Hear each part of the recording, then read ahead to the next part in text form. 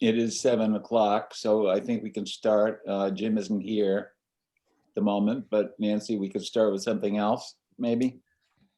Okay, so the first 4 things are going to require people to be here, so we can, actually the first 5 things, we can talk about the Leverett Police Body Cam policy. Jim just came in, just so you know, if you want to. Okay, well, maybe we should go back to Jim. Yeah, let's go back over to Jim when he gets connected. Hello, Jim. Hello, hello. Can you hear me? I can hear you. Can you hear me? We can hear you just fine. Thank you for coming. Well, Now no, we can see you. incredible. It is incredible. Hi, Jim. Hello, how are you all doing? Good. Good. How are you? Hey, hello. So we have everybody here, Jim, I think, and I think there's 2 items on our agenda that are of interest to you. The first being the IT assessment for community compact grant application. Uh-huh. Can you fill us in on that? Well, I'm not involved. I haven't put in an application. So I think the conversation was around having Jim help to prepare for an IT grant next fall. And it would mean that it would be doing a assessment of what was needed in the different departments in town offices for software and hardware. Is that something that you're willing to help with? Yes, we actually did this maybe, 3 years ago, Dan? I think so, yeah. Because I was pushing to create a network for the town offices, because right now it's a pretty ad hoc, catch as catch can, unsecure system. And so I did I guess what you'd call a needs assessment, talk to each of the office, the office holders, and made an inventory of the computers and software they're running. It's probably somewhat outdated at this point, but it could certainly be less work than starting from scratch. Yeah, and I'm not sure it really is outdated. There may not have been too many changes. That's possible, since no one was involved with it. Yeah. At the time, Nan Riebschlager recommended or suggested that a technology committee be formed by the select board, and she and Robbie were on that. And the initial thought was that committee would essentially take the initial work I did and I guess further refine it, maybe come up with a recommendation of what kind of hardware and software networking would be used. At that point, I think I calculated around a $7,000 expenditure for the servers and software, and updating some of the older computers in the offices. I was willing at that point to actually do the work, but being an increasingly aged person, I thought it would be better in terms of longevity of the system if a younger person would take it over and establish it. I didn't want to establish a network and choose a software operating system and the computers, and then have the real person, the network person, come in a year later and said, this is awful stuff. I would have done something differently. Right. And so it was going through the technology committee. They sort of expanded what their view of the committee's purpose was, and they became And then particularly was pushing to that the committee would become the manager of the network and would oversee, would hire and then oversee the network person. I guess I would say demurred at that and said I really didn't want to be involved, in a whole committee setup with those people. And at that point, I think the select board hired, I can't remember, you remember his name from I Turner's don't remember Falls? his name, but we hired a computer Michael expert something, yeah. consultant. It was Peter Gorlick, I believe. Right. Yes. And my initial assumption was that he was hired to implement the network. But I think as it actually happened, he was just on call for technical problems. And not much of the money was spent on actual network infrastructure. Right. Yeah. So I think, in terms of the grant, it could certainly help out because I did spend a fair amount of time doing the groundwork stuff, assessment. But again, I'll go on. Jim, the groundwork that you did, and I don't remember exactly what the final outcome was, but is there a final report that you made that you have access to now? I'll look for it. I might not have been a report, but it might have been one of my rather lengthy emails to the board. So, right. I think maybe if you just give us that, we can talk to Nan and go from there. Okay, and I also have a list of, I have the inventory of the computers and. Yeah, that would all be great. Yeah. Yeah. Again, it may have to be updated somewhat, especially the tax collector. I know, I think it was tax collector had a new computer installed. Okay. Just Well, during that time.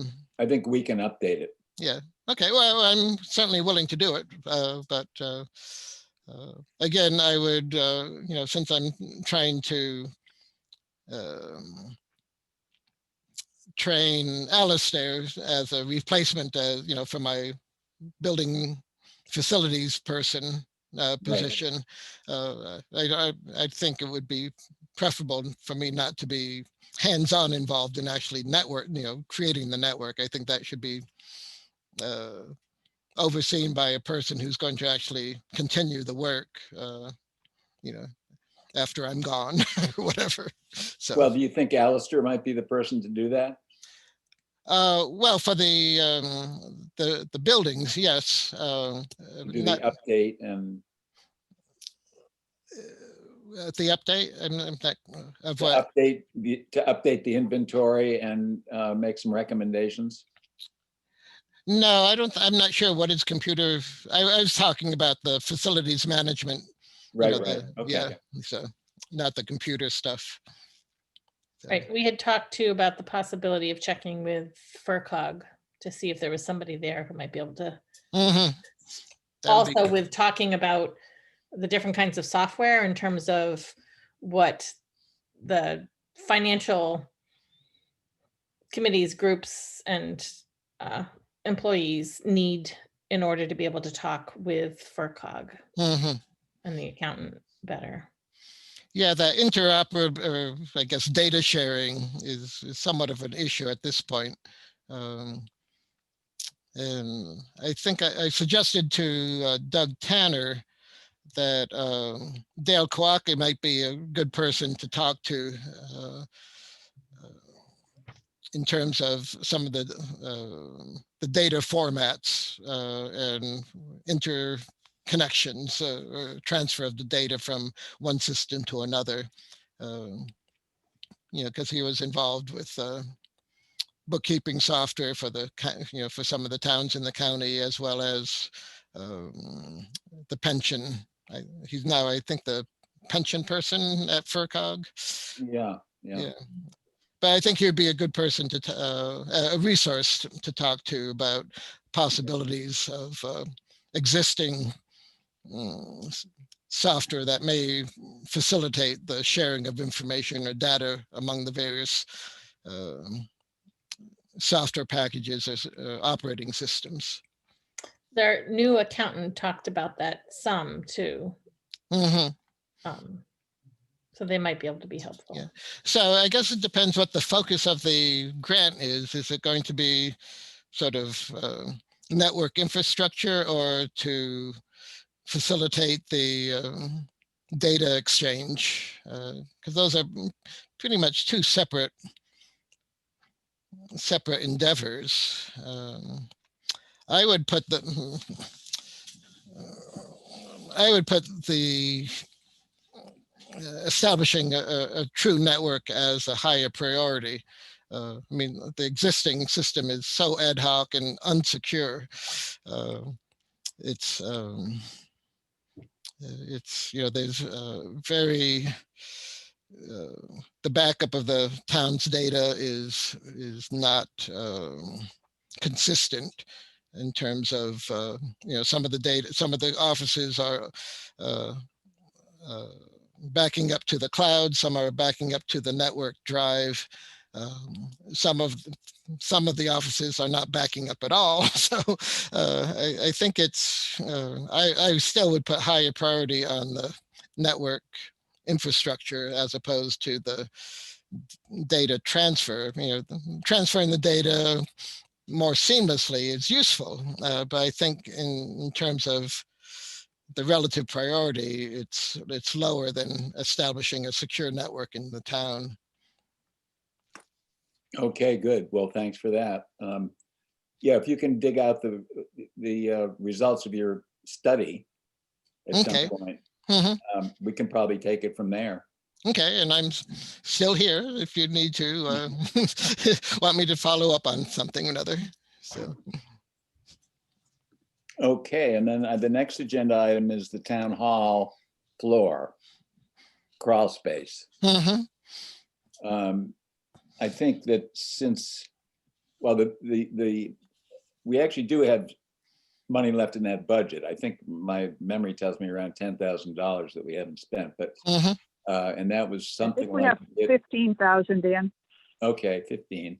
Thank you. And that was based on the original bid, which was for a smaller square footage. And since then, I believe you've gone in there and remeasured and come up with a square footage, a larger square footage that we need to put out to bid. Is that right? Well, I think the initial bid was based on just insulating the floor of the main hall. But the crawl space is not separated between the main hall and the kitchen and the stage area. They're all open. So the square footage, the increased square footage, covers those two areas, the kitchen and the stage. So that's where the increase came, not from remeasuring, but just from changing the target, I guess you would say. But you think that all those floors should be insulated at this point? I think so, yes. Both in terms of comfort, but also in terms of mold control, odor control, I mean, the crawl space is just a dirt crawl space. And it is, even with the liner and the sand, it's relatively moist. They're, especially towards the back of the stage, between the town hall and the fire station, there's a couple open, I guess what used to be windows, but they're openings that are just open into the crawl space. Right. So it'd be good to, it might be good to have those openings in terms of a little bit of air circulation down there.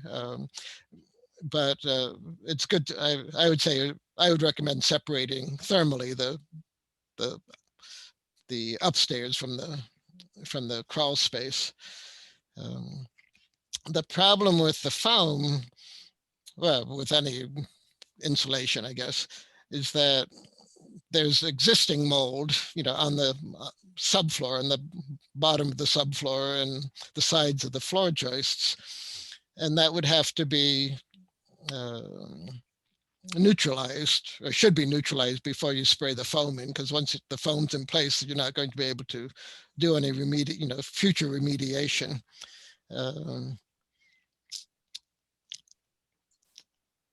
And the easiest, I think the easiest in terms of process would be an ozone treatment, where you essentially get, a large ozone generator or several smaller ozone generators, and just bring the ozone concentration up to the lethal level in the crawl space, keep it up for a couple days, and then immediately after, then apply the foam. Well, a couple days after, you have to let the ozone dissipate, but so the insulators don't get, we don't have bodies down there later on or something. So that would be, the advantage of ozone is that it penetrates below the surface into the wood. So any of the, it'll attack the spores, any spores that are, subsurface, under the surface. The other treatments, chronobium or bleach or hydrogen peroxide are surface treatments. They do absorb a little bit into the surface, but they're not very effective. There's essentially a surface treatment. And the other thing is that they wet the surface. So all of a sudden now you have a wet surface that you have to then apply the foam to, which is not you're trapping the moisture there. Right. And if you let it dry out, then you're also letting the spores come back. So I think the ozone, I would push towards the ozone. Al McIntyre, at the beginning of the spring, beginning of the pandemic, we had some conversation about the town purchasing 1 or 2 ozone generators just to manage the virus load in the town buildings, especially in the town offices. We could, if there's it'd be a way of disinfecting the town offices on a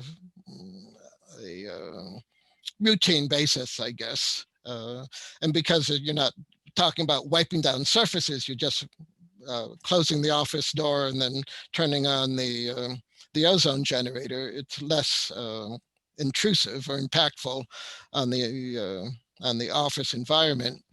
But to be effective, you have to bring the ozone level up to doses that are dangerous for humans. So it means that the office can't be used during the ozone treatment and maybe for 1 or 2 days after. And that becomes an issue, if you're trying to maintain the town business and you have to close the offices for 2 or 3 days. And especially, if you only had 1 ozone generator, you could only treat 1 office at a time. So then you'd have this rolling blackout, I guess, in the town offices. So it didn't seem as though it was practical, although, ozone treatment is a proven, viricide, be a good disinfectant means. But I think in order practically, you'd need to have a fair number, have more than 1 ozone generator, so we could maybe close the building down for the entire building down for 4 days and treat all the rooms to minimize the disruption. But anyway, that's got off the path. Well, it didn't really, because the question is for the treatment of the town hall, whether the town purchases an ozone generator, a large or several ozone generators, or hires a contractor to come in as a one-shot deal and performs the ozone treatment. It'd probably be cheaper for the one-shot job to have a contractor come in, and pretty much any of the disaster recovery people, that clean up after fires or water damage or mold damage would have an appropriate ozone generator. I haven't worked with anyone in this area for, maybe 10 years ago. I worked with someone up in Amherst, but I'm sure that there'd be reputable firms in the area that could do that. And then you just need to coordinate with the contract, the foaming contract, the insulation contractor with the ozone contractor to make sure that they follow one another relatively quickly. Again, because of the high concentration of ozone that you need to achieve, the town hall could not be used for several days also, which may be an issue with the good neighbors who would have to coordinate with them.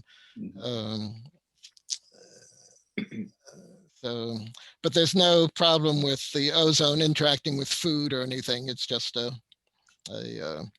respiratory issue. You don't want to be breathing high doses of ozone. But it's not as though they have to move all the food out of the town hall or anything like that. Just have to keep the people out. So that would be my recommendation for that. Generally, the cost for foaming is about $1 per square foot per inch, or $1 per board foot, I guess you'd say. And that's for the foam itself. So if you double that for the to add on to the labor, you'd be talking, in the $3,000 or $4,000 range, I think, for the town hall.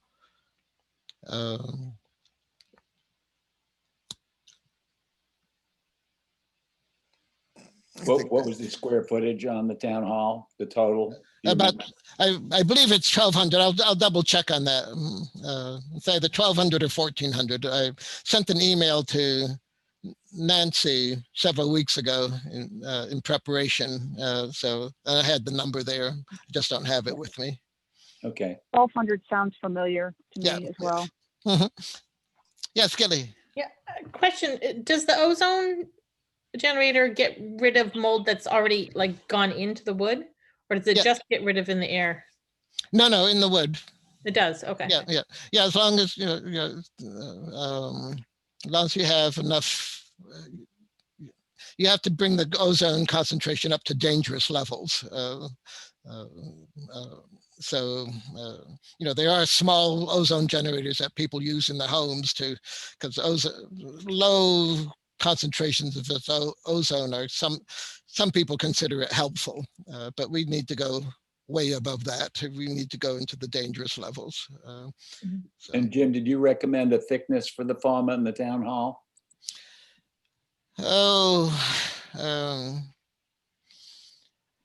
I'd probably say at least 4 inches. I mean, what the energy code calls for is an R30, which would be more like 6 inches on the floor. But I guess I would put as much as you can in terms of the money that you have. You don't lose a lot of heat through the floor. The reason the energy code cites such a high value is because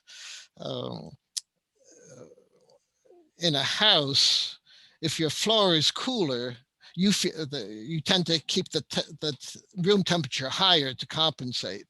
So the idea or the concept is that you keep you super insulate the floor, even though you're not losing much heat through the floor, but it increases the comfort, and so it allows people to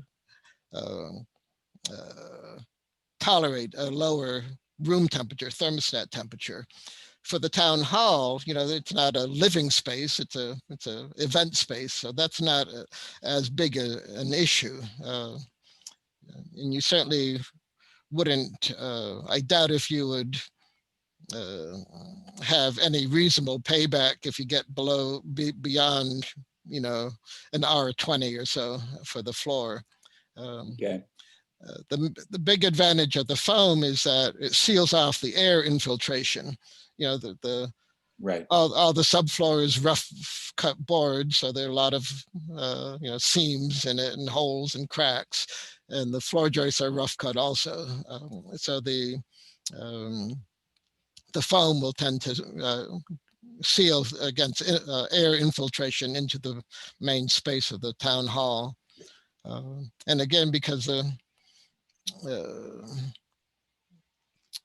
the crawl space is, it's not that pleasant a place in terms of smells and whatnot. It's, you know, sealing that off would be useful in terms of controlling the odors and also the any recurrence of mold in the main building. Right. Yeah. So. Okay, good. One more question. Mhm. So if we did the ozone treatment and the insulation, are we doing anything else to reduce the moisture in the crawl space? Well, the work that has been done so far is we had people come in and dig out the crawl space because there was like 12 inches between the floor joists and the dirt in some locations. And they dug it out. I think it's almost 3 feet, it might be 4 feet. Yeah. Contractors then put down a very heavy vapor barrier. It's called bituthane. It sounds sort of non-politically incorrect, but that's what it's called. It's a bituminous type of membrane, very, very thick, and then brought in sand and covered it with sand to hold it down. So there's, you know, it wasn't really well sealed. There are a lot of piers and pilings in the basement holding up the floor. And the ceiling around each of those was not terribly good, mainly because some of them were rough cut and some of them were just stones. And so it would be difficult to seal around them. So it hasn't eliminated the moisture coming in, but it has reduced it tremendously. Used to be we had, well, we still do, we have a sump pump in the basement, and it was almost running constantly. And now whenever I check it, it's dry. So you know, the amount of water coming in is greatly reduced. All of that work was done under the main hall. Nothing was done under this under the kitchen or the stage. Those were even less accessible. So you know, those two areas haven't been treated.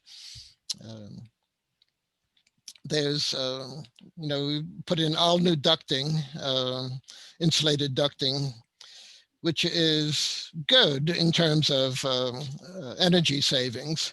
And it keeps the raccoons and skunks out of the ductwork, which you had problems with. But the downside is that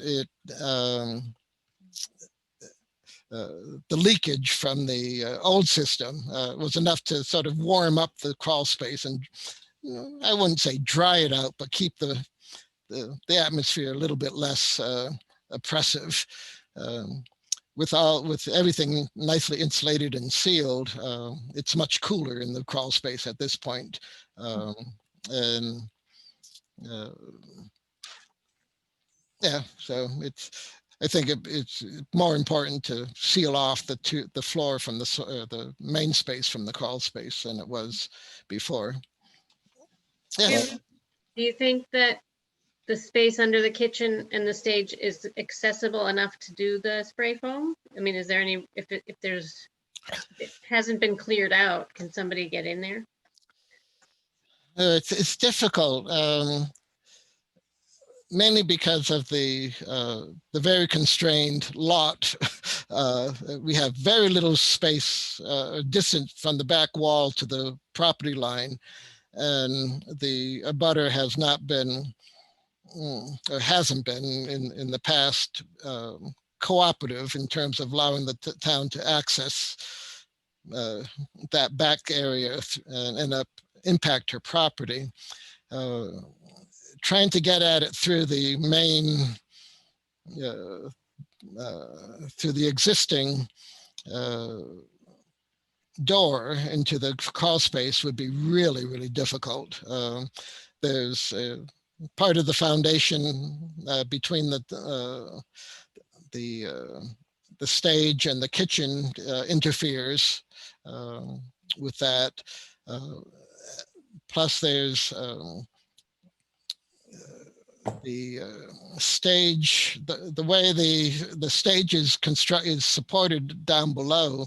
It's be pretty difficult to get access from the existing crawl space into the kitchen. So, it could be done, but it would require a fair amount of handwork to carefully dig along the back wall and not intrude on the neighbor's property, and then haul the dirt, along this narrow path and try to get rid of it.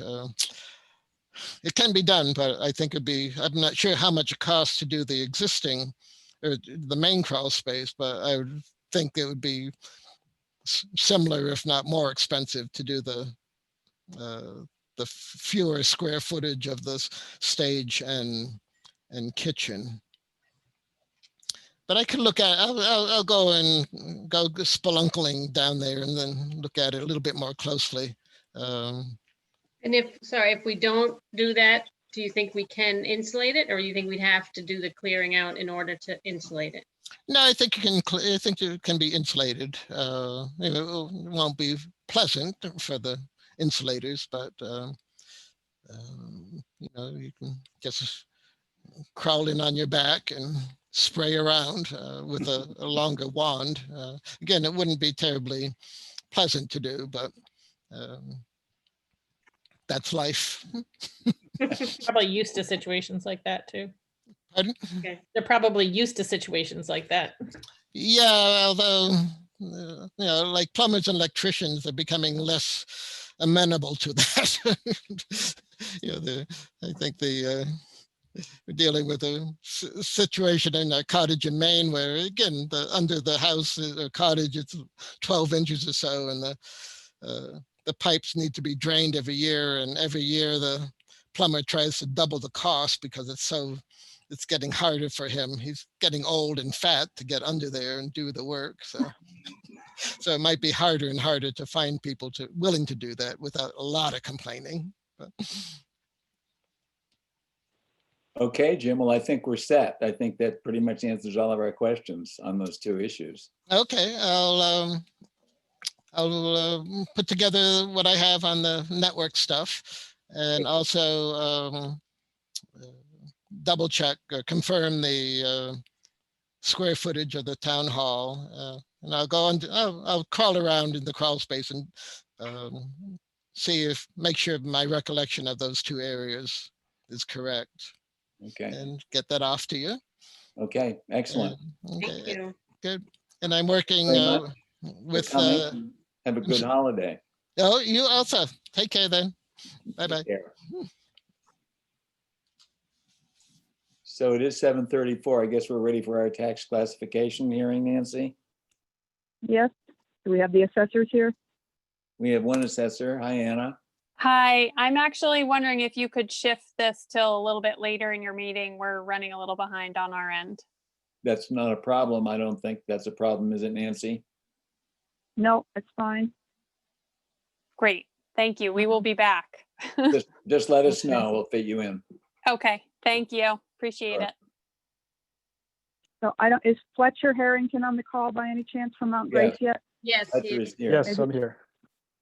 Maybe we could move into that then? Sure. Happy to. Yep. And I'm going to recuse myself from this part, this Okay. session. Thanks, Lori. I know. Thanks, Lori, and thank you for coming, Fletcher.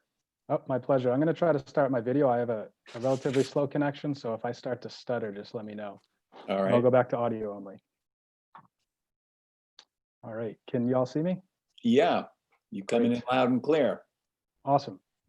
You All can right, see your plants there and your ski hat. Looks like They're you're ready hanging on. for a snowstorm. Great. So thank you for having me and for hearing my request here.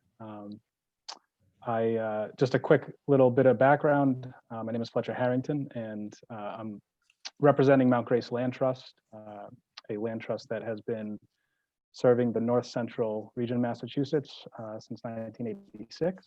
And we conserve land for the public benefit, both for private landowners, and we own land ourselves throughout the 23 towns in our region, and do our best to make that open to public access and to protect wildlife diversity, et cetera. So, and can I ask the board if you received the maps and the conservation restriction itself? Yes, we did. Great. Thank you. Yeah. Okay. Yeah, we're pretty familiar with all the details of the CR, and Oh, excellent. it's looks good. Okay. Would you like me to go through a quick rundown of the CR, or do you feel like you've already Well, got what you I need? think I have a pretty good idea of what it is. Gillian, would you like a rundown? I mean, it seemed, I haven't read, honestly, I haven't read every single word. Having been involved with a CR personally, it looks pretty similar. Mhm. And nothing jumped out at me that I felt needed to be addressed at this point. Okay. I guess I'll just give a super high level overview that the property is 25 acres, southern Wendell on Locks Village Road. The primary sort of resources that are being protected are the majority of McAvoy Pond, as well as the extensive bordering wetlands around it. There's a very substantial vernal pool on the property and some upland forest that transitions nicely from the wetlands and sort of buffers them from the road as well.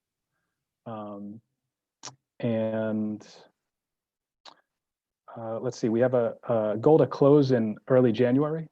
And so I'm here to ask for your approval on the conservation restriction itself and also for your signatures. Okay, well, I will move that we approve the CR. I think you're muted, Gillian. Thank you. Sure. Just have a couple, at what point can I just ask a couple questions? You can Oh, ask feel free. questions. You could second the motion and then we can discuss I it. will second, and then, yep. Thank you. And Just because I'm not familiar with the whole process, the select board approves this and it doesn't have to go through, or maybe it already has, the Conservation Commission, all of that. It does not need to go through the Conservation Commission. The process generally with the state, Massachusetts has a pretty significant state relationship when it comes to reviewing CRs and approving them. So the state's done their legal review of the CR and excuse me, and the state will sign off on the CR after the local select board has signed off on it, our own executive director has signed off on it, and the landowners have signed off on it. So this is part of that process. And once these signatures are collected, the local ones, we send it off to the state for final approval. And is then recorded in the registry. Thank you. yeah, I think our approval is sort of largely ceremonial in a way. It's sort of saying that we understand the process and we understand the project, and we think this is a bona fide project. Mhm. The town isn't taking any responsibility for the property. Yeah, I should mention that in some cases the Conservation Commission can hold a CR, for example, and have stewardship responsibilities. That's not the case in this situation. It's going to be held by Mount Grace, and we will complete annual stewardship duties in perpetuity, which includes monitoring the property and reports. So there's no town held stewardship responsibility around this. Right. Thank you for explaining that. Any further discussion, Gillian? Any further questions? Nope, I'm good. Then I think we can vote on the motion. All in favor of approving the CR, say aye. Aye. Aye. So that's 2-0, and it looks like you're all set to go. Excellent, thank you. And I just wanted to touch base on the process for signatures, given the remote scenario here. Nancy, it sounded like you would essentially print out a copy and hold it at the town hall, perhaps, or the case? Yes, the select board will go in tomorrow to sign the warrants and various other documents, and the CR is there for them to sign. And they will also, at that point, sign in my notary book because I'm familiar with their signatures. I will notarize it, but I won't be in until Tuesday, and then I can get it to you then, if that works Excellent. for you. Yeah, that's great. All right. Well, Okay, thank you good. for, Well, thank you, Fletcher, for coming. Yeah, my pleasure. Take care. Take care. Thank you.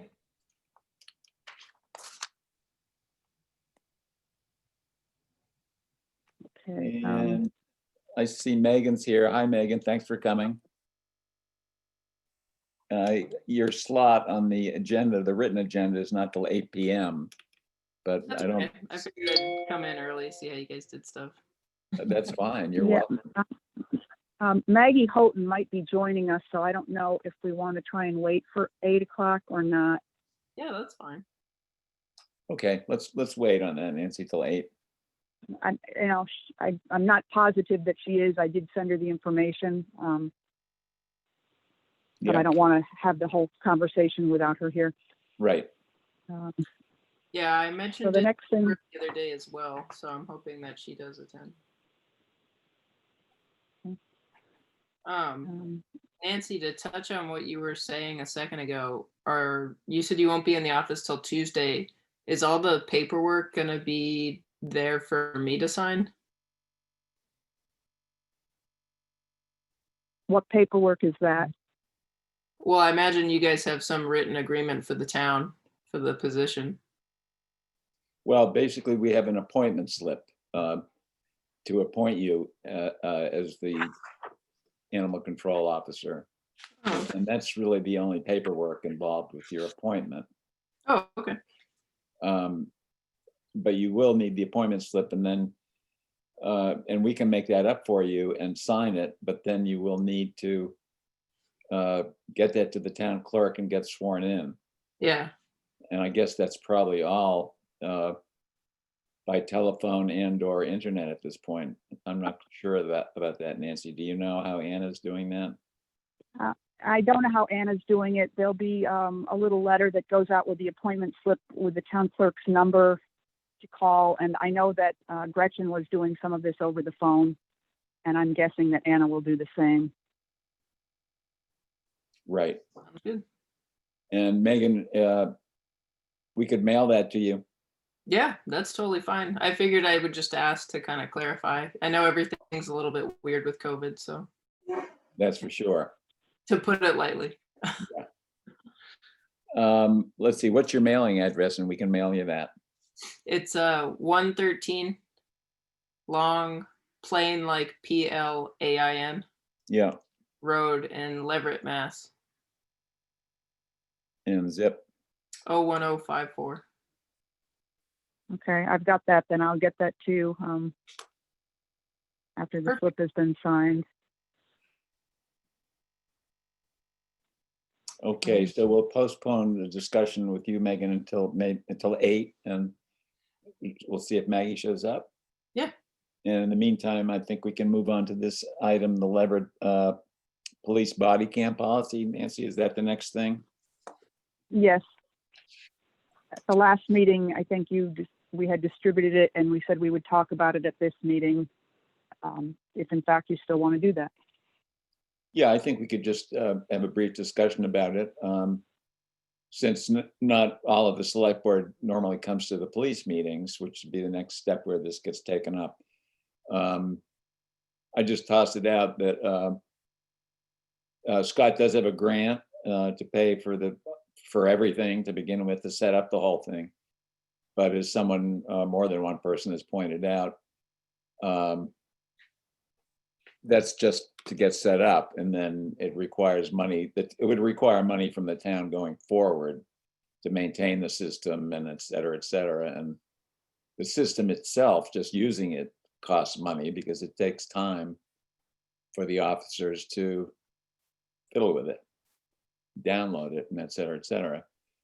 So at the moment, my thought is that it sort of seems like we're jumping into a pretty high-tech police world when maybe we don't need to go that fast that soon. But there's just a cautionary note, and I do feel like it's really the chief's call. But what does anyone else think about it? Any thoughts at this point? Does, has Scott said whether he thinks they would need like extra personnel, or that the officers would feel like it was too much extra time where they'd need, higher compensation, or in terms of the cost? Or is it really just when you talk about extra cost? Yeah, I'm Just talking about something that's probably relatively minor. And he said that he did not need any extra staff to deal with it. Okay. And I don't think he looks at it as a big burden on the time of the officers. It's just a thought that I had, that it does eat up some time. Okay. Yeah, And I then- did- oh. Sorry, go ahead, Gillian. It sounded like Scott was saying it was interesting because it was his officers that were requesting that they receive them, from my recollection. And I don't know all the data around body cams and use of body cams, but in general, it seems like it does provide an opportunity for to clear up misunderstandings sometimes about what's happened in situations, and that then it might actually benefit our community if there was this sort of back and forth. And if it makes officers feel safer, and sometimes if it makes community members feel safer, I guess I support it. Okay. I'm hoping that the process of, backing up data and videos isn't very cumbersome. Mhm. Hopefully they can do it when there's downtime at the office, and Yeah, it's not a big deal. okay, that And if makes they a lot have of grant sense. funding if they have grant funding to help support it. Yeah. Okay, that makes a lot of sense to me. Megan, would you like to weigh in on it, being a police officer? Sure. Yeah, I know just from a fact, I started as an intern with Leverett for like 6 months while I was in the police academy. So as a whole, I've been working for over a year as an appointed officer, and I've been there for probably almost 2 years in the spring. And I know that we as like a town have tried to get body cameras a couple times, but that the select board in our town wasn't for it. But now that we have grant funding, the town doesn't have to pay anything. They just had to approve it. So it's not so much us as officers being the advocate for it, but I can tell you just from my experience, like assisting Shutesbury or assisting Sunderland, for example, Shutesbury is smaller than us and they have body cameras. It comes in handy because if you think about it, you're not writing down notes the same way that we are. If we're like getting information from someone, you can just recollect on the camera. And it doesn't take too much time as far as what I've seen with theirs and Shutesbury. You pretty much just plug it in like your phone and it will back up into a computer that's specifically for those cameras. Okay. It also can't be accessed by anyone else other than the chief. And that's just what I've seen in Shutesbury. Okay. And then with Sunderland, I was going to say Sunderland's bigger than us, more resources, more officers, and they've been wanting to get body cameras too. So it's just a matter of like surrounding towns are trying to go forward with this, not only because of what's going on in the world, but more like you said, it's high-tech policing. It's like, this is something that is almost a convenience for everyone, because we're no longer having to sit there and be like, oh, your name, your date of birth. We're not distracted as much because it's all on camera. And it's great for the community too, because now if some officer said something they shouldn't have, or if somebody was arguing at a traffic stop or whatever, it's all on camera. Yeah. So it's you can't dispute it. You know what I mean? Yep. Or Very you good can, point. but Well, you can dispute it, but it's more like, this is exactly what was said. But I'm trying to think of everything else you guys said, because there was a lot of good stuff. I was trying to write it down. We won't need more officers. We are getting a full-time officer from California. I imagine you guys heard that. They're actually taking my old position. So I worked on a waiver full-time for Leverett, and he's going to fill in. So we'll now have 2 full-time officers, the chief, and then there will be, I want to say 8 part-timers. There's going to be 8 Wow. of us. So, because we just got another part-timer. So we got plenty of staff. It's actually the most staff we've had in a long time. Mm-hmm. So it's good. Megan, do you know if Leverett wasn't for the body cameras because of the cost? I shouldn't speak on behalf of the town, but I think it might have been the cost and maybe liability issues. And that's any town's worry, because it's like, we work for the town. So they don't want to be held liable for something that maybe we would do, which I can understand. That's a given. But I imagine I'm leaning more towards cost, because as like a resident, because I'm the only one that lives in town, I go to a lot of the meetings, and that's why I obviously showed up early to yours, because I was curious how it works. But I've gone to a lot of budget meetings, and like we're spread pretty thin. Like the school is the majority in our town. They have the most funding and everything. So Yeah. I can assume the town didn't want to get any like unnecessary equipment for us.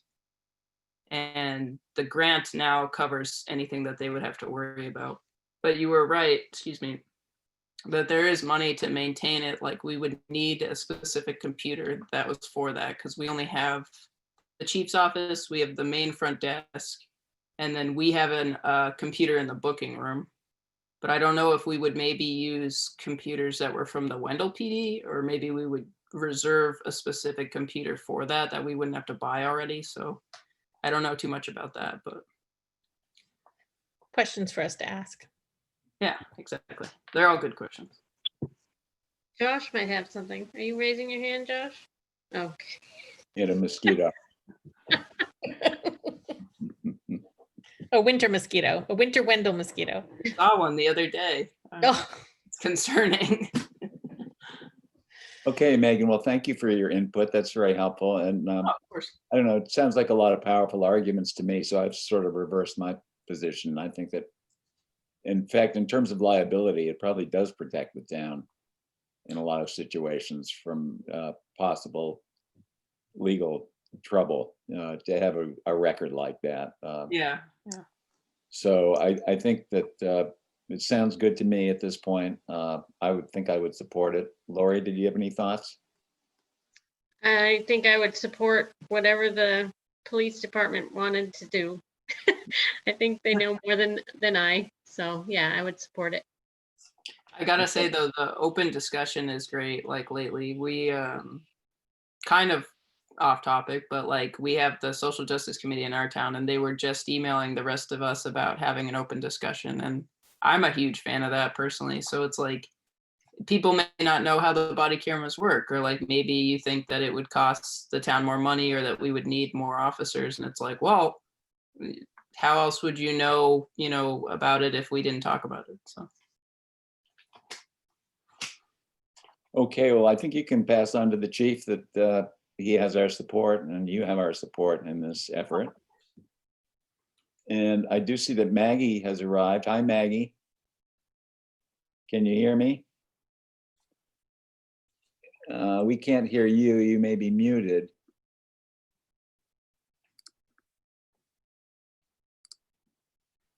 Hello, Maggie. maybe she's not really there. Well, her name's there. I know. Maggie, I'm going to try to unmute you. Hopefully that won't be a problem. We'll see if it works.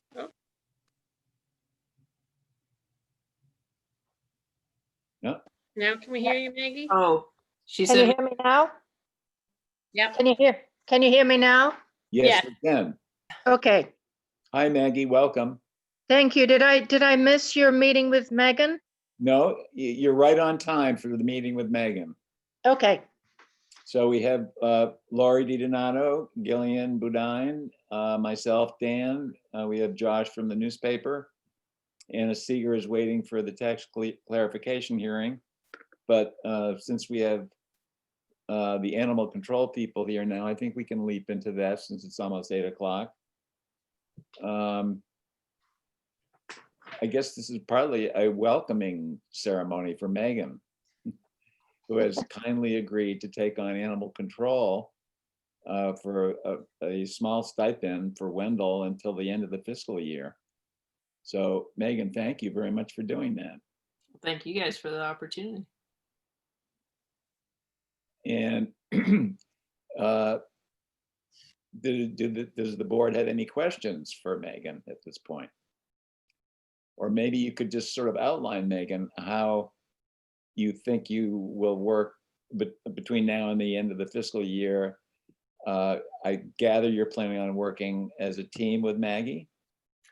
Yeah, we've discussed that. And I explained too, in the same way about like the policing side of it and how after, oh, sorry, that's my computer. After, after this meeting and after this week, I'll probably notify Shelburne Control, which is our dispatch. And what will happen is they will direct any calls to my cell phone, which I can give you guys if you need as well. But pretty much what will happen is they will direct the calls to me. And then I was telling Maggie that, especially if there's something like our dog bite incident or something that I need guidance with, that I'll definitely have her involved, because I've been responding to calls in Leverett for this past year, and I wanted to get a count, but I only have a rough estimate of probably 17 calls, and a lot of those are just loose dogs or wild animals or animals that have been struck, or loose farm animals is a popular one in our town, obviously. But outside of that, I don't know if Dan, you happen to forward any of my emails to everyone, but I've got a lot of experience from being a veterinary tech and from also being a huge nerd and going to a lot of trainings. So I don't have the hands-on ACO experience, like years of it, like Maggie does, but I definitely have the textbook and classroom experience. So. Well, great. I think you'll make a great team. can I jump in here a little bit? Please. Can you hear me? Yep. So what Megan and I actually talked about is that I feel that Megan could take over as animal control officer pretty much right away. That we don't, that she doesn't need me. We don't really need to be both on the job, I don't think at this point. I think she's fully able to take over. I am certainly willing to be available, for any kind of help that she does need. And as I've said in the past, I'm also willing to respond to loose dogs and so on, where, a quick response might be helpful. And then in terms of the animal inspector position, that I would continue with that through the end of the year. And if I do that, end of the fiscal year, I should say. And if I do that, if there is, for example, a dog bite that involves both an animal inspector and an animal control officer, that gives us an opportunity to work together on those incidents. She and I have talked over, a number of areas that she needs either just information or maybe some help, such as equipment and, data like the town list and so on, town phone numbers, and pretty easy to resolve, when she's appointed. But yeah, I feel like she could take over as animal control officer pretty much right away. Okay, good. And Meg, is there actual training that you still need to do to comply with, Maggie's got the core competencies training, which is like pretty much the base of the Animal Control Academy. She's got a copy of it on her USB, and I've been in touch with the woman who runs the academy, but it's postponed thanks to COVID, so it won't be till next spring, but it's a lot of classroom stuff. I think actually, Megan, I think that training varies from year to year. So I don't know if what I can give you on the flash drive is what they would offer come 2021 when they can offer it. And I think you still have to do that, but certainly to be able to look at what I have, and the manuals that I have will give you a lot of information too. Mm-hmm. Yeah, I'm planning on even if I do the USB that Maggie's got, and I did email the woman in charge about getting some manuals of my own, I'd still plan on taking the Animal Control Academy just to have the certification. Mass is pretty specific about the types of certifications that we hold depending on our job too. So there was an ACO Academy through like the NCAC, but it didn't match the requirements for Massachusetts, so I didn't take it, but I'm planning on doing it when it comes around. So do we have to have somebody like certified or licensed or however that works, or can we have somebody, like, can you receive a waiver until you get the training done? Yes, she can. Okay. and then is the plan at the end of the fiscal year, Megan would become the animal inspector as well? yeah, when Maggie's ready, she said that she would see it through till the end, and I think there's no barn inspections going on right now, which is what we were talking about. So into the spring and summer, I think June or July, she would see that through, and then if she's ready to, retire from that, I would gladly take that as well. So, and I'm moving to try to take the position in Leverett as well, since I'm a resident. Right, and at that point, I think you would actually, at some point along that line, you would become an employee of Leverett. And you would not be working directly for Wendell, you would be in office in Wendell, doing your job in Wendell, but you would be a Leverett Police Department employee at that point, I think. What do you mean as far as the position being seen under the Leverett Police Department? Right. Oh, you mean after the fiscal year, or do you mean after the trial period? Yeah. Okay. Yeah, I was under, oh, sorry. We had discussed that position, the ACO position, being part of the police department.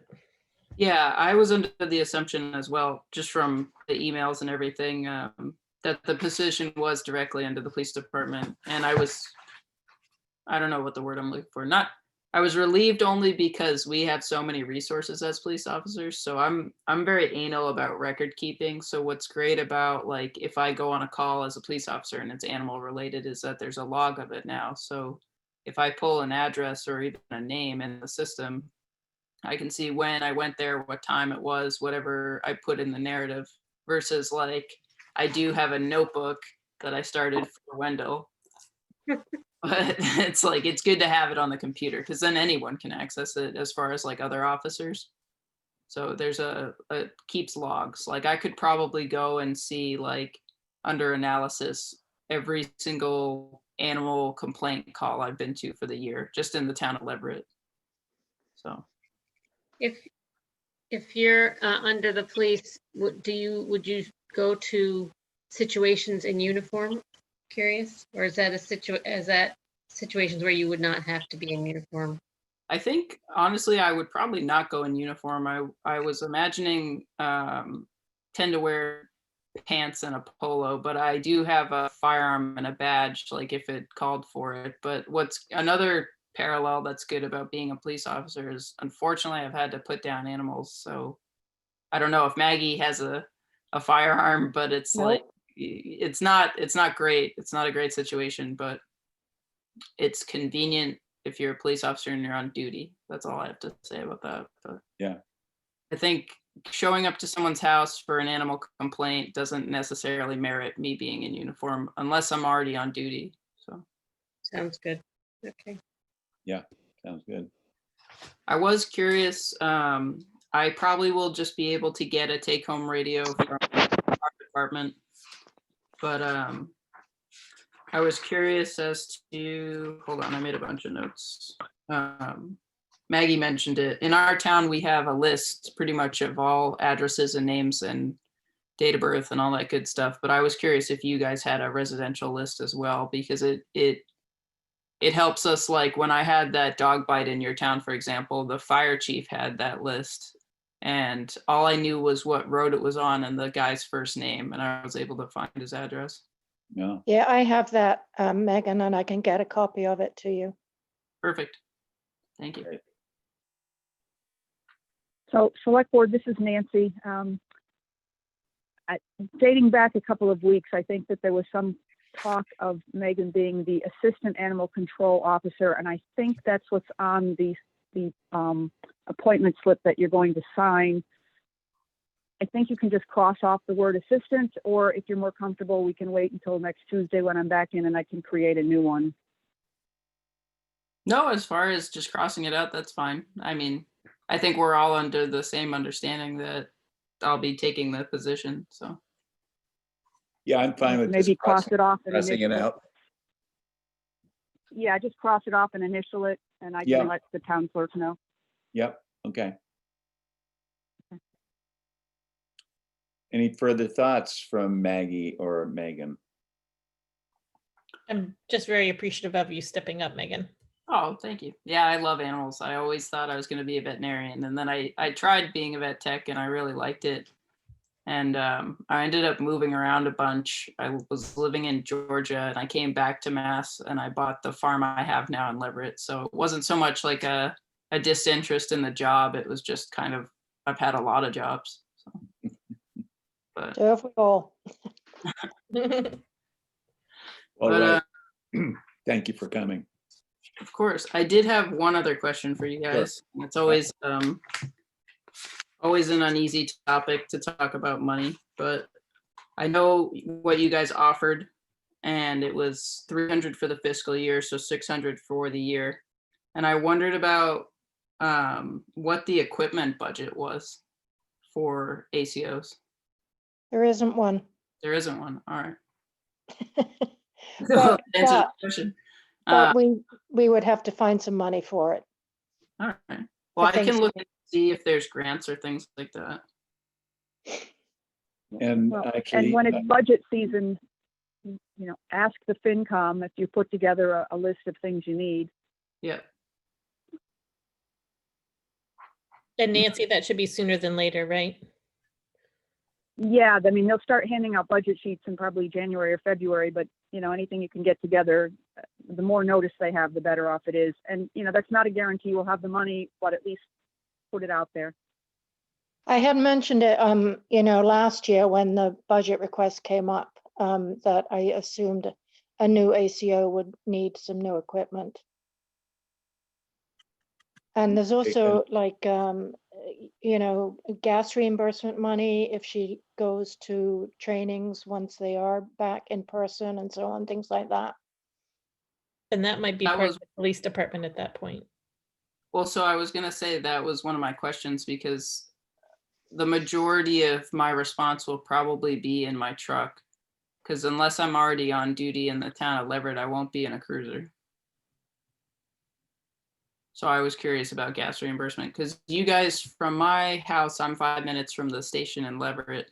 So you guys are probably 23 minutes to the Wendell station from my house. Okay.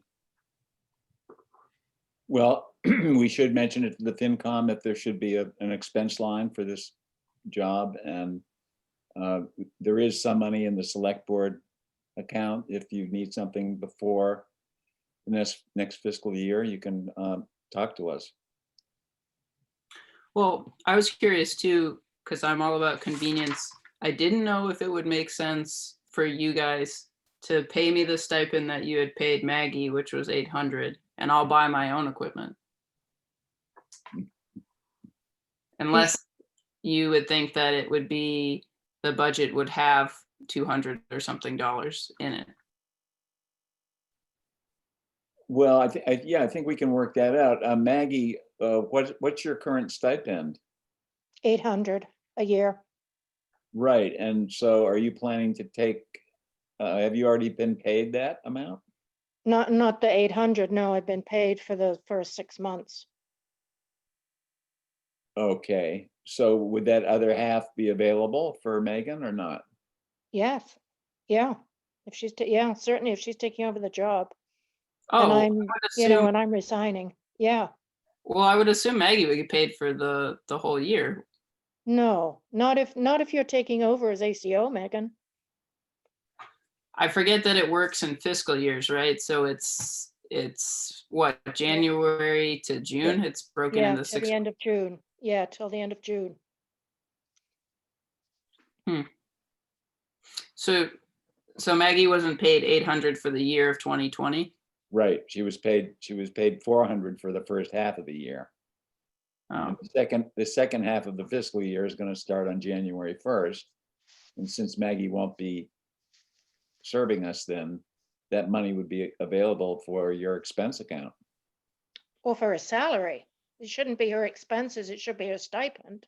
Well, the stipend has already been approved as a separate line item by the FinCom.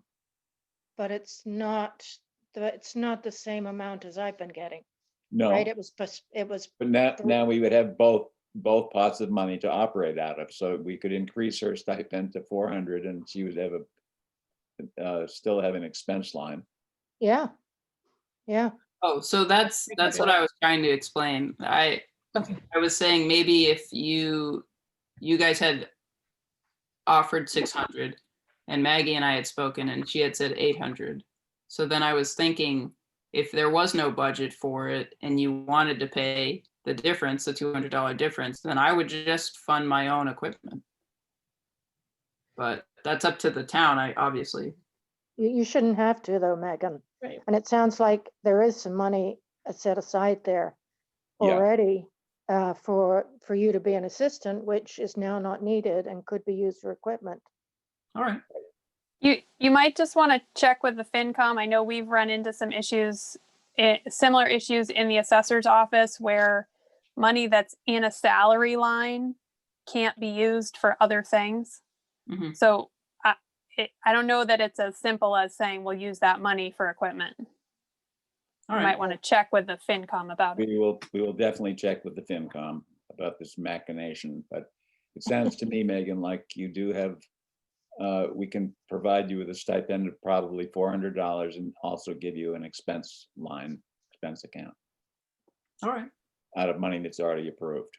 But we do need to run it by the FinCom, so. Of course. Yeah. Yeah. I'm happy with whatever works for everyone.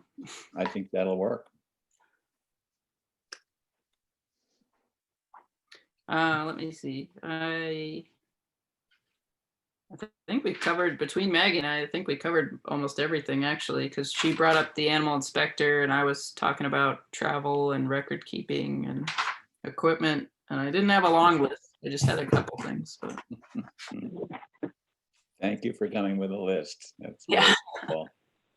I can always guarantee that. Maggie, I hope you feel some sense of relief. I do, thank you. Yeah, and Megan and I will talk and I'll get her some of the things that she needs that I have. I might have some equipment and so on. I've got a list here of the things that she needed. And, like I say, I'll still be working with her to help out and, because I know the dog's in town and, that's going to be a huge piece of information. Yep. For her and so on.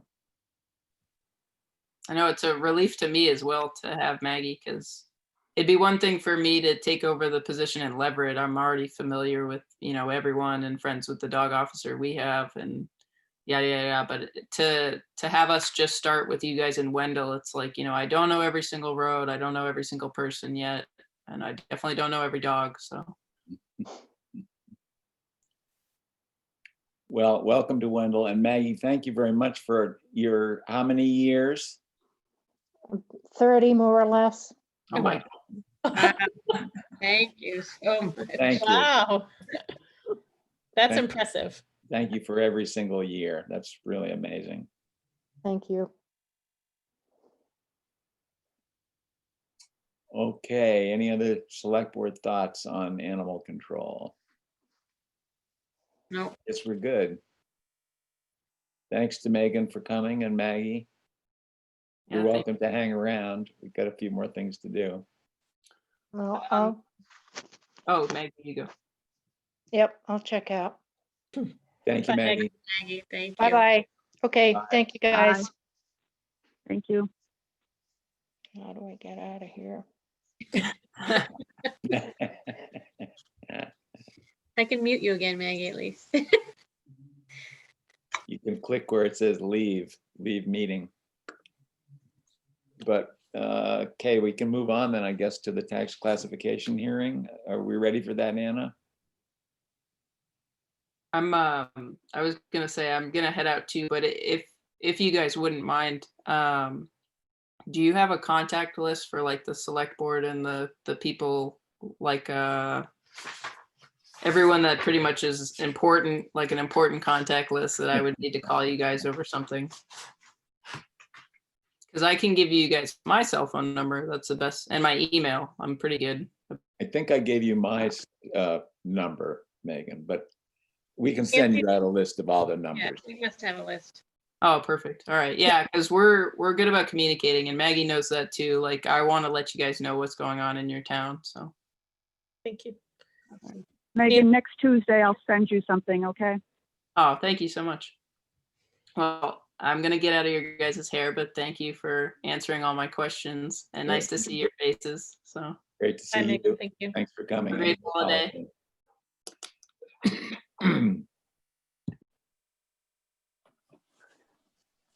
Okay, Anna, over to you. All right, so I have a few numbers to give you. But basically for the tax classification hearing, you're gonna need to vote on whether or not to have a single or a split tax rate. But before I get to that, I will give you the numbers. Our total valuation for the town is 103,350,514. That's up from last year's total value. Last year's total value was 98,997,244. This value has been certified by the state, so we have that piece is all done and finished. The Board of Assessors recommends a single tax rate. I can give you the breakdown of that value. For residential, class 1 residential property, the total value is 83,040,250. The commercial value is 3,536,335. The industrial value is 1,151,600. And the personal property value is $15,622,329.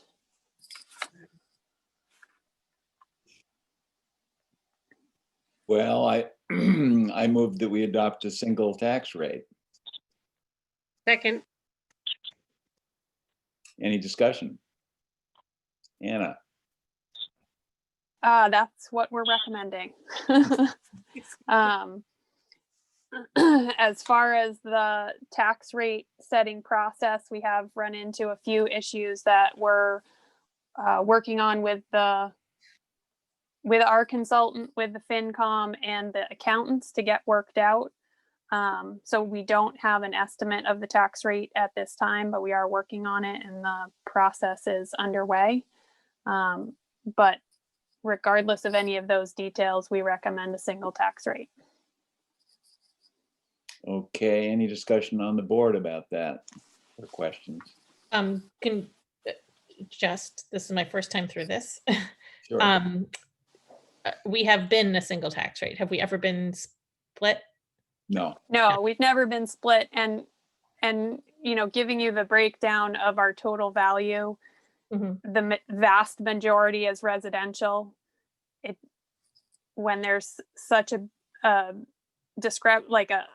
big difference between the amount that's in residential and the amount that's in commercial and industrial, it doesn't make sense to have a split tax rate. But this is a formal step we have to go through every year in the process. It's kind of what I thought. It's sort of a standard process that you go through. Yeah. Thank you. Yeah, and as far as I know, the assessors have always recommended a single rate, and select boards always approved it. When I lived in Irving, I remember going through this conversation. Yeah. And I think we ended up with split at some point. Well, Irving has a lot of industry. Yeah. Right. That makes a big difference. Yeah. And that's, when I say a lot, they have a real lot over there. Yeah, like over 80%, right? It's like, it's huge. Well, in dollars, it must be a huge amount. Yeah. Okay, then I guess we're ready to vote on then. All those in favor of that motion, say aye. Hi. Aye. Aye. That's unanimous. So that's that, Anna. Great, thank you. So there's been a change in the procedure as far as documenting this vote for the state. In the past, you've all had to actually sign something. Mhm. And this year, you need to give something to the town clerk that just says this is what you voted on, that you voted to have a single tax rate. And the town clerk will certify that and submit the form in Gateway. All right. So there isn't actually something for you to sign, but something will need to go to the town clerk saying that you voted. Does she And have what- a heads up? I believe so, but we will be in communication with her about it. We have, I'm pretty sure Joanna has started the form that she'll need to submit. Actually, So we need to write a letter basically to the town clerk saying that we voted this. Yeah, or maybe it might be enough to just have Nancy send something saying that you voted on it and this is what the outcome was. Okay, I can do that. Okay. Great. I will double check on our end if there's anything specific that needs to be in that, and I can let you know, Nancy. Okay, thank you. That sounds good. Great. Thank you very much. Thanks a lot, Anna. Thanks for all that work. Have a good night. You too. Hi.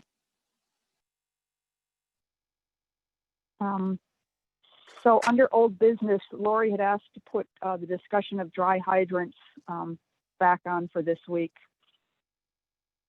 Which I'm supposed to recuse myself. Okay, well, just give us a quick rundown before you recuse yourself. Joe called me saying, what's happening with the easements for the dry hydrant? So I think that's what needs to be discussed, what the next steps are for that. I thought they were working on that. Meaning the fire department. I think the town needs to do something like an official town effort. Did we pass something at the annual town meeting saying that the select board could do this?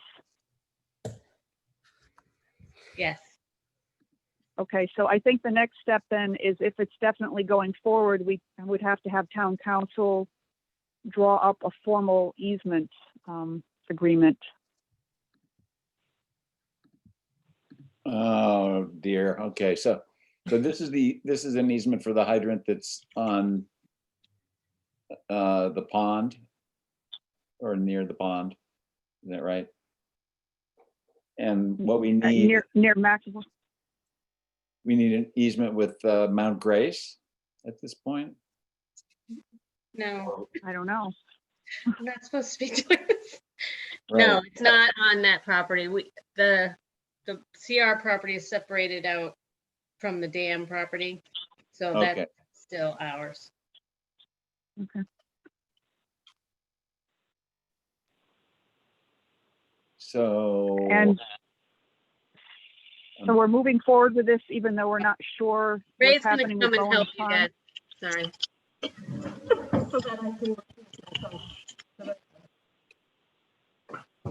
Hi, Hi, Ray. hi. Are you talking about the dry hydrant? Yeah.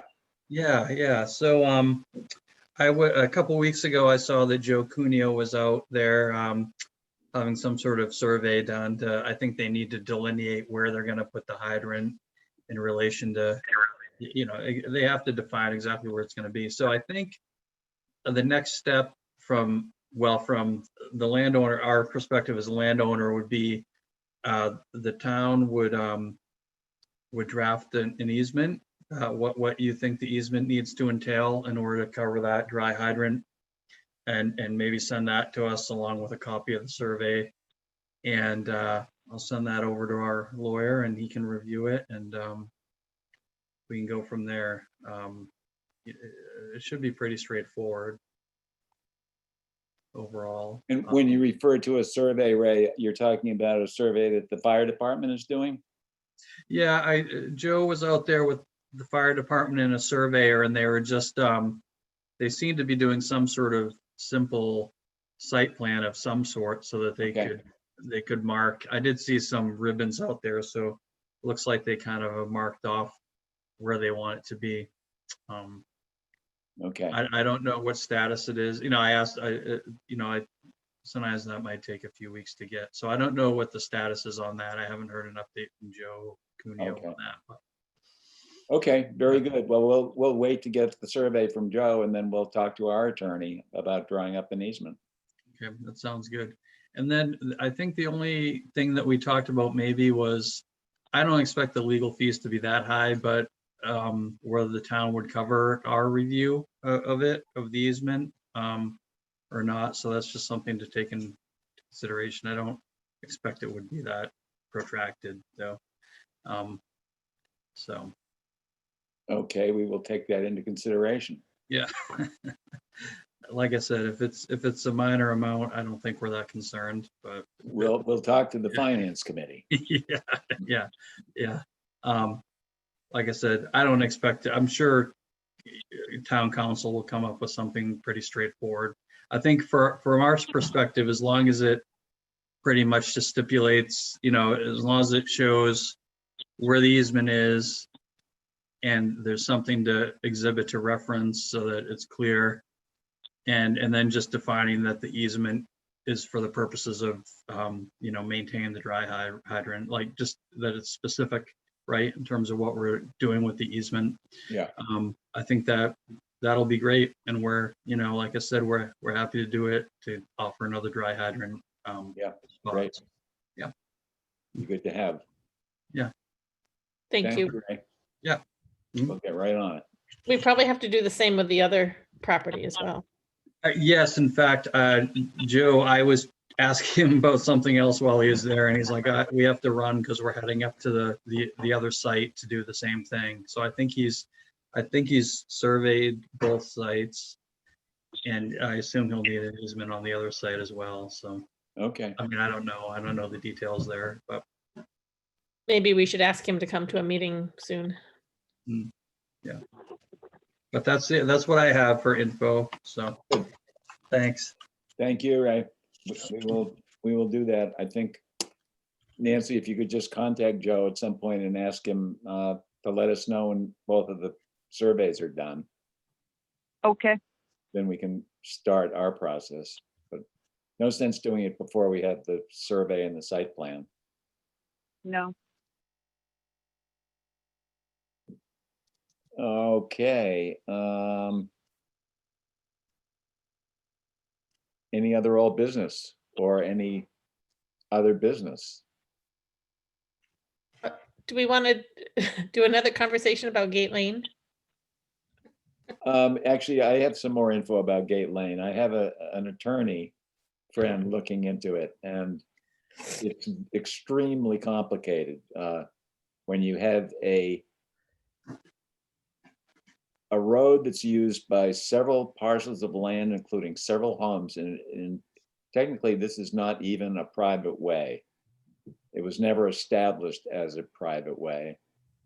I've learned that a private way has its own legal status, and Gate Lane apparently was never formally made a private way. So it's some sort of amalgam of private property and easements, or easements that were never written and just are being done by habit. And Sorry, Dan, did it used to be a town road and was discontinued? right. Yes, okay. So this attorney is looking into it and trying to figure out what the legal requirements would be to try to upgrade the road, to do a one-time upgrade so you could get a fire truck down there. Because Joe is still interested in burning it if trucks can get down there. And it turns out that even if we didn't make the road available to fire trucks, we still need to deal with that house. It's a big house, and demolishing it would require some big dumpsters. And just getting the dumpsters down there is probably just as hard as getting a fire truck down there. So it does sort of leave open the possibility that maybe the cheapest way to deal with this is still to burn it. And the next step is to get more info about the road and what we need to do to upgrade it. And then the legal issue of, can the town upgrade the road when it's not a road, not a town road? So this friendly lawyer wants to hike down there now, and I volunteered to go with him, and we will do that and then make a further report. But that's where it stands. It's sort of 6 of one, half a dozen of the other, whether to demolish it or burn it. I think probably it would end up being cheaper to burn it, because there's all that stuff that wouldn't have to be carted away and paid for as Right. construction demolition. I did get some feedback from Nan Riebschlager. She read about it in the paper and just said her understanding is that we need to get DEP approval to do a demolition. So just keep that in mind.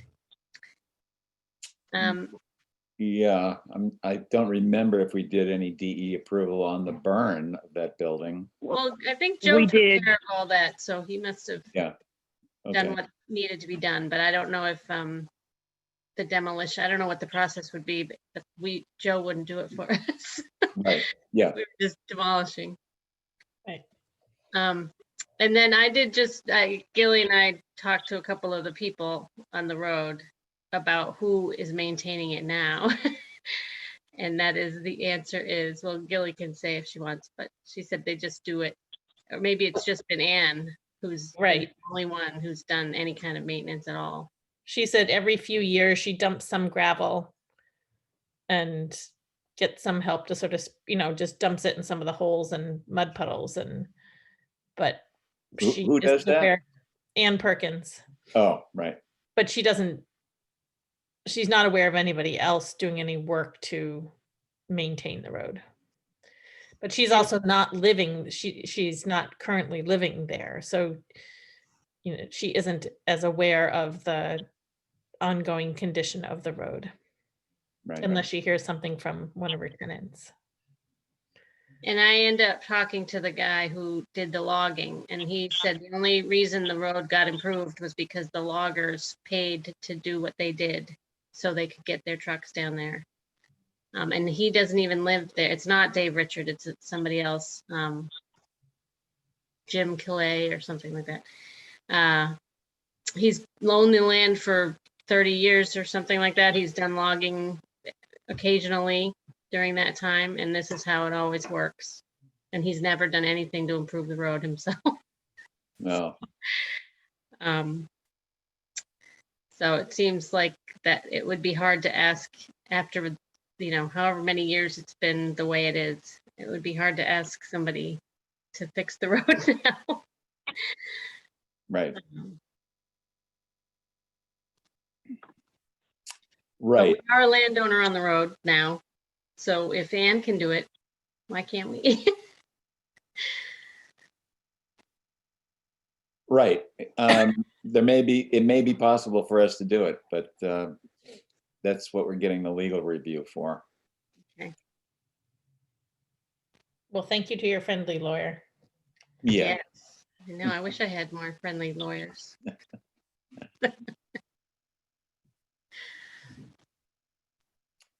Any further thoughts or business? Oh, Just- speeding controls. Officer Kimball told me that he changed the flashing LED sign headed from the town garage to the center of town, the Oh, 30-mile one, so that it shows your speed for a higher amount of time Oh. before Oh. it, you know, does the slow down. okay. So we'll see if we get any feedback about that, but he did adjust it some. Good. Good. Nancy, anything further? Just, we have anything under the MLP agenda? I have nothing more for the select board portion. I think the MLP met the other night and decided there was nothing it was going to do right away about appointing new members. Yeah, we're gonna Okay. wait till the next year. So that could be at Okay. our next meeting. And the And, newsletter was in our under- mailboxes today, but I haven't had a chance to read it. Oh, the newsletter came out? Yep.